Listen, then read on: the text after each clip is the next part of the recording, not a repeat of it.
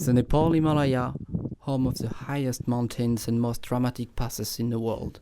Remote, beautiful, dangerous and irresistible draw for adventurers like Anna and me. Here, we have had amazing experience before and during those previous visits, and an idea began to form in our minds for a challenge that we knew would push us to the limit, but would also give us the opportunity to do what we love the most on the roof of the planet.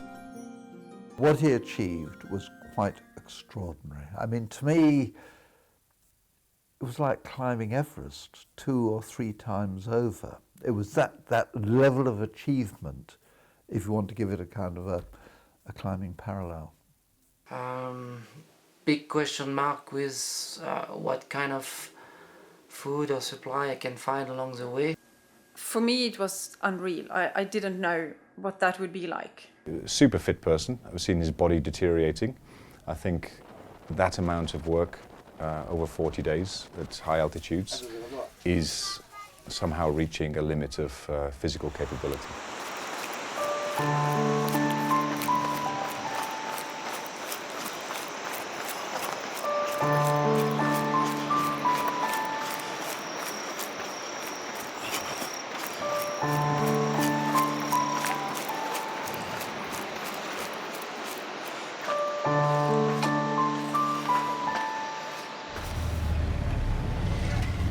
After the relative chaos of Kathmandu, Humla was a stark contrast.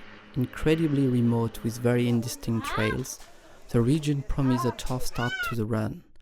Although the passes were not the highest we would face, we were still acclimatizing and had a lot of distance to cover.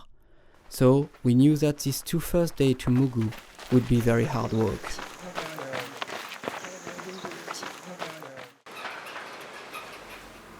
Today I left Philippe in the mountains, the first day of the GHT, and it's always a little bit special when you leave him the first time, because I'm hoping that I will get some kind of message from the sat phone about that he's all right, and it takes a few weeks to get used to it. Luckily I will be with him in the middle and the end. It's always better when you're side by side, when you're sitting in the village waiting for him. It's not easy. I left Simikot this morning and been walking a few hours now, going toward the first col. It's pretty hot, but it's really nice with the Karnali river down and the pass I'm heading to. Pretty nice. 안녕.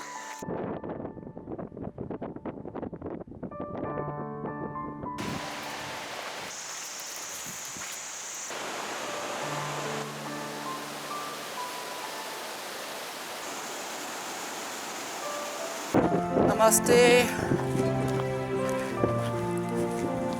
Namaste.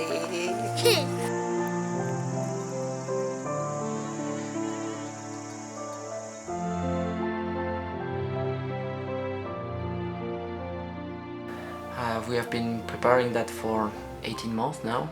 In terms of fear, I would say that well, there are a lot of uncertainties about the trail, finding the good trail, about the trail condition after the monsoon.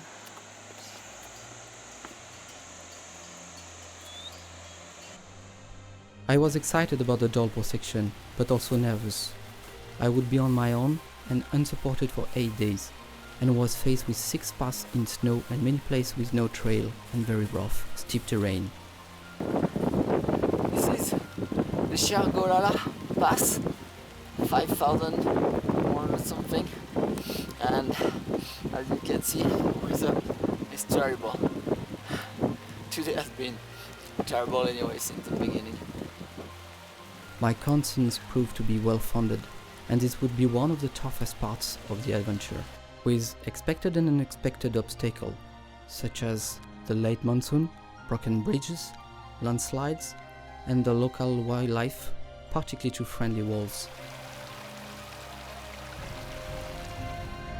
Yalala Pass, great weather. What worries me is snow behind. It's going to be another very long day.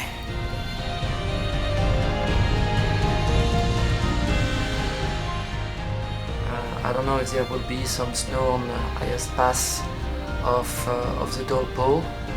This is Emilia or Chuchait, whatever his name is. It's bloody cold.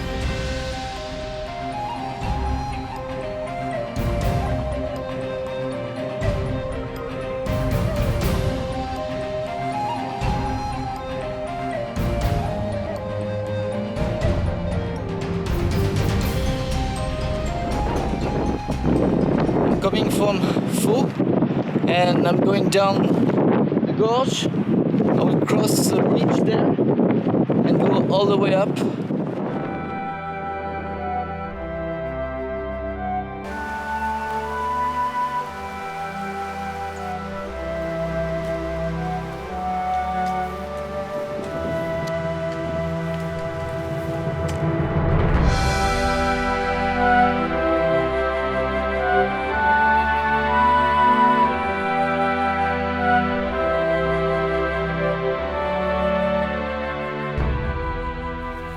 I'm in Dolpo.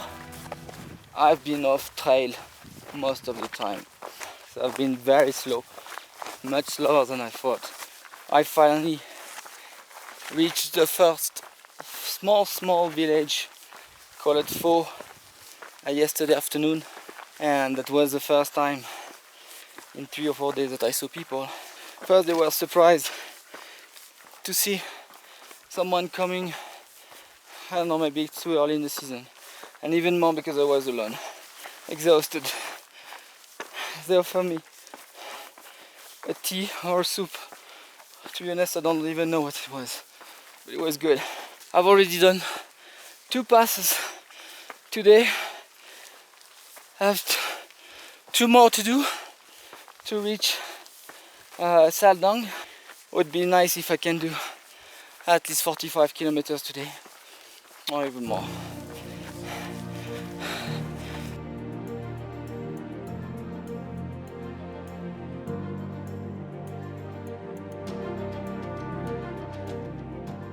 I was trying to follow Philippe as much as possible on the spot messenger.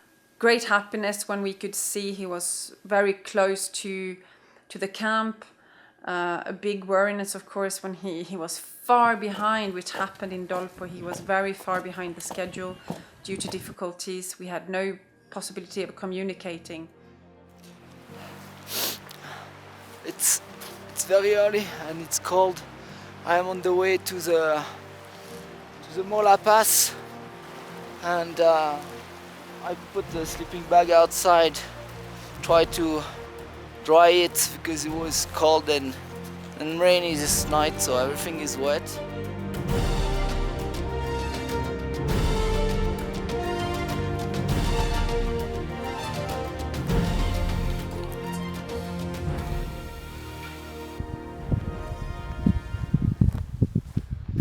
While Philippe was in Dolpo, I was acclimatizing in Muktinat together with Richard Ball.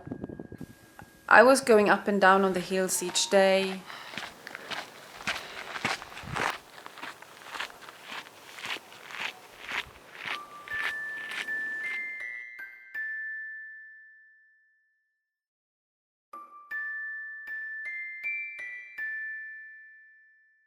Bad weather is coming. I'm going to make a shelter here. I found a skin and some stones. Very cold start from the Nyewa Pass, and I'm going to the Jengbang Ha. It's 5,500 meters. And it's a long day today. It's 40 or almost 50 kilometers. I saw a head torch coming down from the hill, but I didn't realize it was him because the man had changed so much. He didn't look like himself anymore. I will need just a full week to write down everything what happened. Yeah. It's just insane, and it's every day. It's crazy. It's every day like that.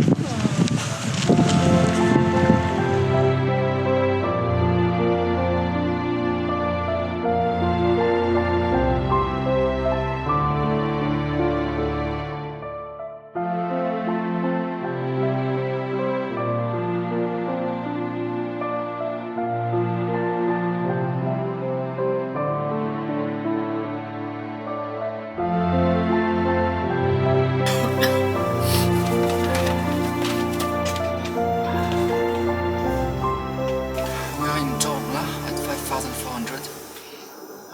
We already walked more than 6 hours to come here. A very, very long walk until under the snow. And now we have 20 kilometers more or less to reach the place for tonight. No. 600 down there, it's 40. That's in the you see in the cup, big cup. I joined up with Anna for the next stage, which made me very happy. By now, we were acclimatized and we were getting into the rhythm of the landscape and the running. Yesterday we had snow and rain all day long. It's absolutely beautiful. We left the lodge 30 minutes ago, and we keep stopping every minute to take a photo because it's just gorgeous with the snow, and now we can see the light in the north face of Annapurna, and it's a really amazing place.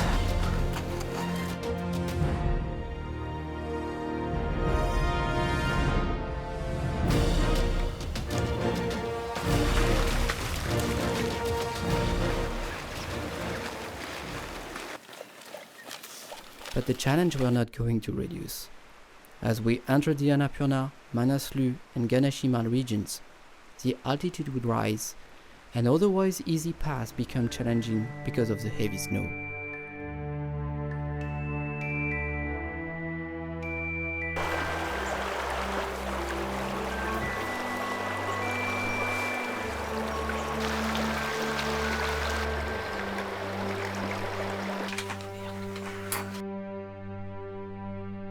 I'm trying to send email and photos, but I never got the data connection. Often we just have to try 10 or 20 times.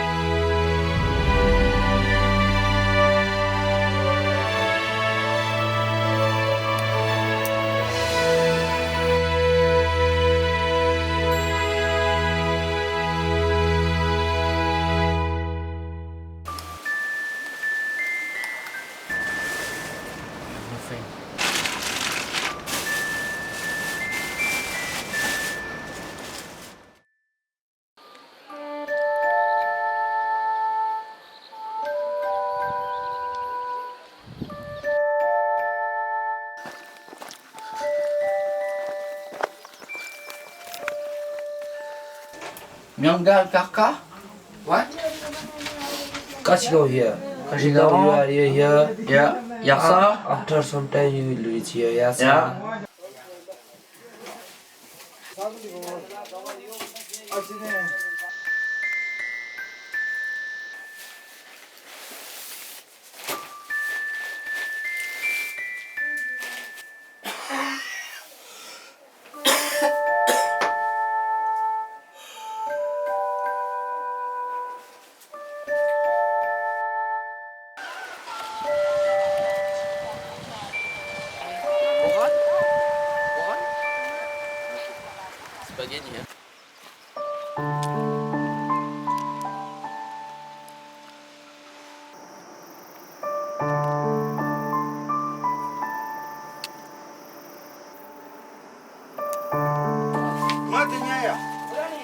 My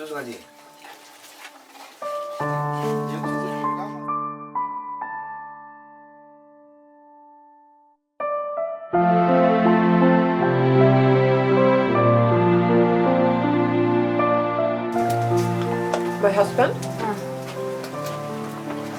This is Nepal. Simikot, Kanchenjunga. Everything by foot.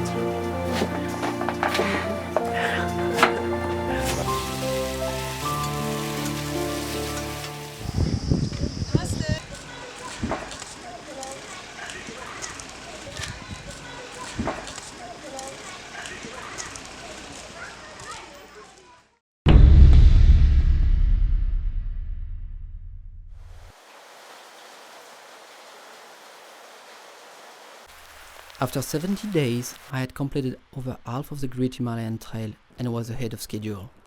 I entered the Langtang region in good shape, but I was aware that a heavy storm was about to hit. And to Punch Pokhari from here to here is 48, 38, 47, 38. It's raining outside. I like to sleep when it's raining outside, like the nose of rain, except that tomorrow we have a 5,700 meters pass to climb, so don't know if we can make it. We'll see. So the plan is to wake up at 5 and see how the weather like and how much snow fell during the night, and then we'll decide. I was back in Kathmandu helping with logistics and watching the weather. Suddenly on the satellite photos I saw a huge system developing. To me it looked like a cyclone and soon enough it was born out. The storm has developed into a Category 5 cyclone, causing devastation and death in Asia. Cyclone Phelim dumped up to 2 meters of fresh snow on the higher passes and drove away most expedition. I'm at 5,000 on Tillman. I have snow up to the chest, 300 meters to go. It's dangerous, the avalanche everywhere. I think I have to turn back.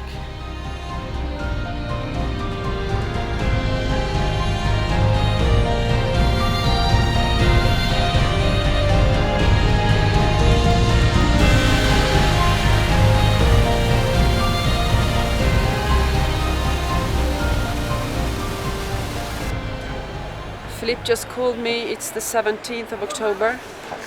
He called me going back from Tillman Pass. He told me he's abandoning going over. It's too much snow. The cyclone from India has brought 2 meters of snow everywhere. No possibilities of going over for him. It's been too dangerous. So when I heard the news about the cyclone, then I was thinking,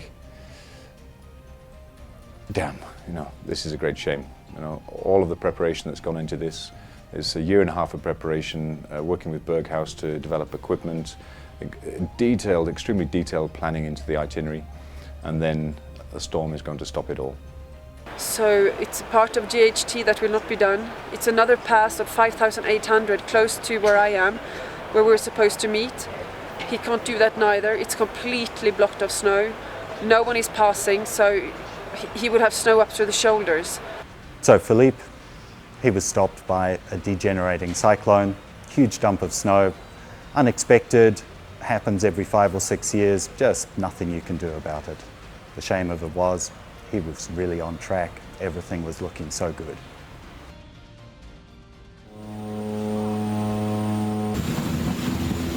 Although we were devastated that we couldn't complete our original plans, we decided to devise an alternative route for the rest of our time on this expedition. Starting in Lukla, our new objectives involve Island Peak and 3 high passes.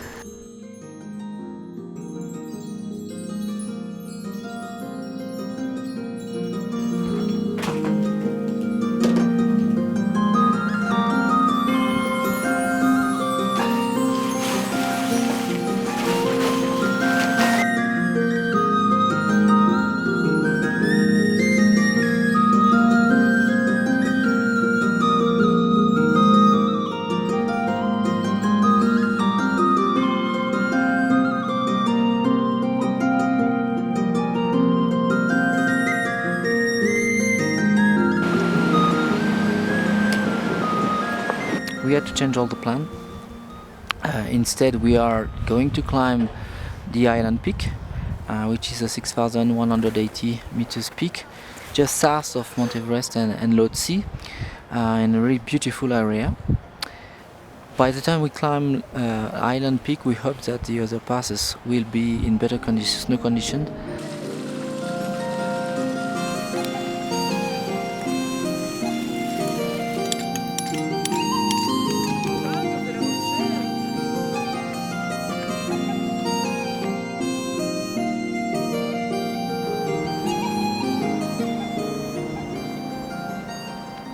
I arrived in Lukla yesterday, went to Lukla to Namche where I meet Anna, and we quickly moved to Chungkung where we are now at 4,700 meters.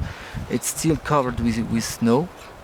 Tomorrow we'll continue and move up to the base camp of Island Peak.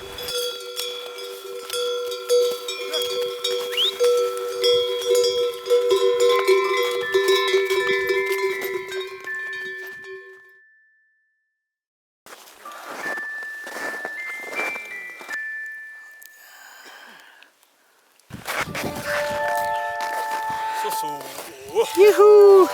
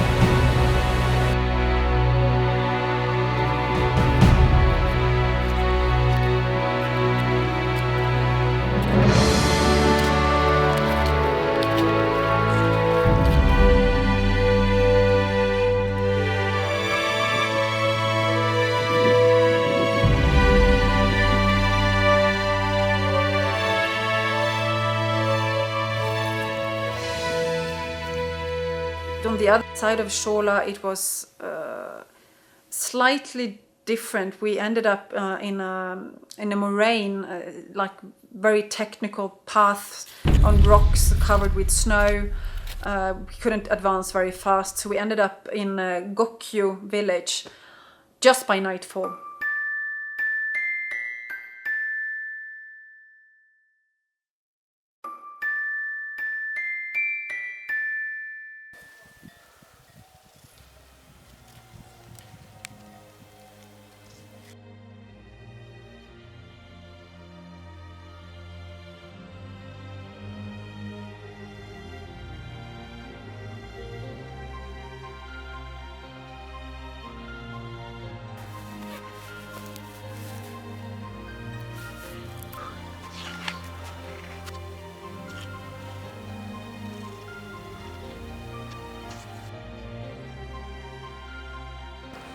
Philippe is a truly impressive athlete, and when you're running a marathon every day at those altitudes and you don't entirely know where you're going, you're not running along defined signposted trails. You're running along tracks that can lead up to yak herding camps, can lead to the next village, could lead to Tibet.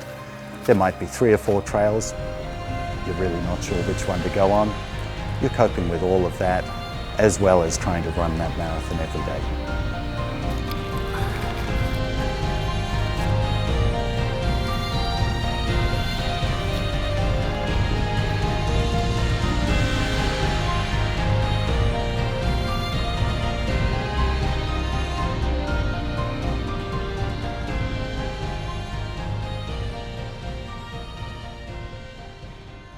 Philippe Gatta, with Anna in support and taking part in a lot of it, he was trying to do something that was absolutely unique. What he achieved was quite extraordinary. 1,200 kilometers that he actually ran in 34 days. A good trek is going to take maybe 150 days. Philippe planned it 40 days. A marathon every day. A marathon including 5,000 metre passes most days across the whole Himalaya. And that's pretty crazy. That's pretty ambitious. He would have pulled it off. That's the amazing thing. Except he was stopped by a huge dump of snow, a degenerating cyclone that sadly nobody in Nepal predicted.